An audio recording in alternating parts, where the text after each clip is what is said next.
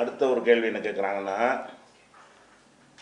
திருவிதாங்கோடு பரேலவிகளின் உளறலை உண்மைப்படுத்தி காதியானிகள் சொல்கிறார்கள், பிஜே காதியானிகளோடு விவாதிக்க மாட்டேன் என்று சொல்லிவிட்டார் என்கிறார்கள், இது உண்மையா அப்படின்னு சொல்லி யாசிர் அரபாத்து கேட்டிருக்கார்.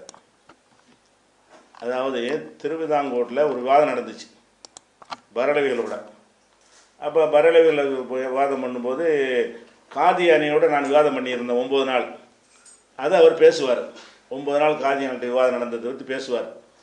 அதை பேசும்பொழுது பிஜே விவாதம் பண்ண பிறகு தான் காதியானி ரொம்ப வளர்ந்து போச்சு அப்படின்னு சொல்லுவார். அதுக்கு முந்தைய காதியானி ஊரில் இல்லை அப்படின்னு சொல்லுவார். நான் பதில் சொல்லுவேன், காதியானி ஊரில் இல்லைன்னா இப்போ யார்கிட்ட விவாதம் பண்ணோம்? விவாதம் பண்ணுற அளவுக்கு இருந்தானப்பா, நீ இல்லைங்கிறியன்னு சொல்லி அதுக்கு பதிலாம் சொல்லுவோம்.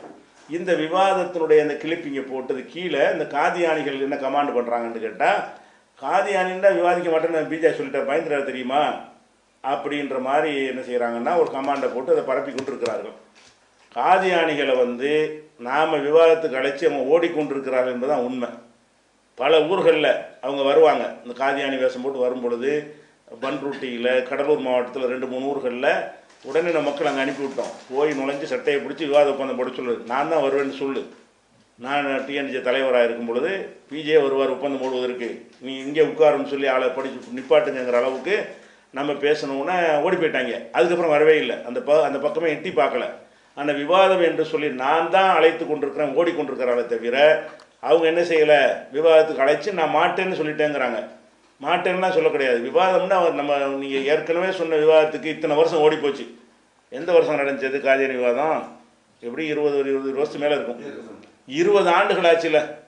நான் உன்ட்டு அந்த காதியானி விவாதத்தை நான் கேட்ட அந்த கேள்விக்கு 20 ஆண்டுகள் நீ பதில் ரெடி பண்ணி சொல்லி பார்ப்போம். அந்த ஒன்று போடு, நான் என்னென்ன கேள்வி கேட்டேனோ 20 ஆண்டுக்கு பிறகு நீ இன்னைக்கு வந்தாலும் அந்த கேள்வியை நான் கேட்டால் உனக்கு பதில் சொல்ல முடியாது. அவ்வளவுக்கு நெத்தியடியாக அந்த காதியானி விவாதத்தில் நான் சில கேள்விகள் நினைஞ்சிருக்கிறேன். அவங்க நூலில் இருந்த அந்த காதியானிங்கிற ஆளுடைய நபின்னு சொல்லி சொல்கிறாங்களே, அவங்களுடைய புத்தகத்திலிருந்து எடுத்துக்காட்டி இவனெல்லாம் கிற்கனா ஒரு நபியா என்று நான் ஆதாரப்பூர்வமாக நான் கேட்டிருக்கிறேன். அதுக்கு இவ்வளோ காலம் போயிடுச்சு. இப்போ நீ இவ்வளோ பதில்கள்லாம் தயாரிச்சிருக்கிறாம்ல, இப்போ கூட உன்னால் பதில் செய்ய முடியும்னா வா, புது வாதம்லாம் வேணாம். நான் ஏற்கனவே கேட்ட அந்த கேள்வியை திருப்பி கேட்குறேன். உங்களுக்கு ப்ரிப்பேர் ஆகி வருவீங்கள, உனக்கு இப்போ கேள்வித்தாளை சொல்லிட்டு பரீட்சை எழுத வைக்கணும். கேள்வித்தாள் அவுட் ஆக்கிட்டு என்ன செய்கிறோம், பரீட்சை எழுத கூப்பிட்றோம் வா என்று கேளுங்க. வரானான்னு பாருங்கள், வரமாட்டான். அதனால நம்ம உடல் அவங்க தான் ஓடிக்கிட்டு இருக்கிறாங்க. சரி, 23 94 அந்த விவாதம் நடந்தது. சரி, 94 எத்தனை வருஷம் ஆச்சு? 30 வருஷம் ஆச்சு. அந்த காதியானி 30 வருஷம் ஆச்சான். சரி, அப்போ 94 நடந்த விவாதம் அது. நம்ம onlinepj.in அந்த விவாதம் இருக்குது முழுசாக.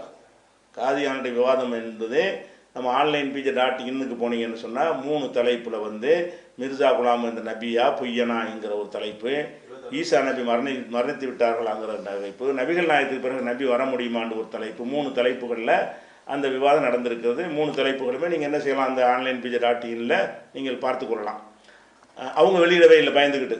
நம்ம முழுசு அப்போயே வெளியிட்டோம், 30 வருஷம் வெளியிட்டுருக்குறோம். அவங்க அந்த விவாதத்தை கேசட்டை வெளியிடவே இல்லை. துணுக்காக வெட்டி அவங்க மக்களை ஏமாற்றிட்டு இருக்கிறாங்க. முழுசாக வெளியிட முடியாது. சரி, இப்போ கேள்விக்கு வருவோம்.